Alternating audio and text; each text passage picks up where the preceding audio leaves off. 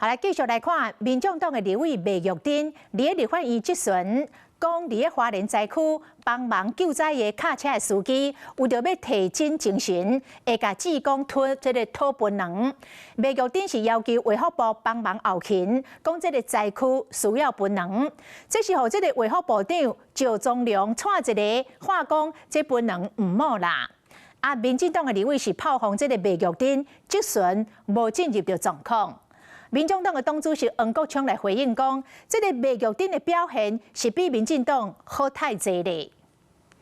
姐妹还有去募槟榔、募那些饮料，哈，就是槟榔不要。槟榔不要。听到槟榔两字，卫福部长赵聪良目睭贴甲足大蕊，直接拍车啊！不过民众党立委麦玉珍讲的话惊到人。开卡车的，他们经过就问我们，槟榔不好啦。他们开车没精神呐，他们跟我们要啊，哈。烦恼问将洗车公神，爱卫福部斗募款槟榔，加赵聪良行甲一直拍手，强调袂使急。不过一个当时麦玉珍伫咧卫生环境委员会点名内政部上台。内政部啊。今天是谁可以来回应的？今天没有内政部代表。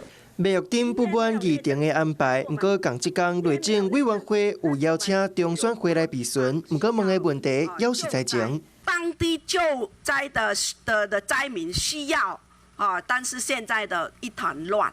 不知道你们有没有到现场？问的问题甲部会业务无关系。中选会主委李进勇是有够解叫，两大质询画面一发讨论，民进党就讲一个讲好客，一个讲本地，为难部长啊。槟榔毕竟对人体上确实是有害健康，所以在这种情况底下，让卫务部长显得非常的尴尬，那也显得麦珍委员其实在这个部分相当没有进入状况。麦委员在立法院的表现啊，比起民进党其他的委员一天到晚在帮执政团队的违法滥权洗地，麦委员的表现啊，比起来比他们好太多了。想要关心花莲，不过问的问题煞直直走前，卖后灾前失去重点。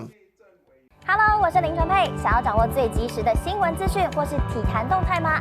赶快按赞、订阅、开启小铃铛，锁定华视新闻的 YouTube 频道。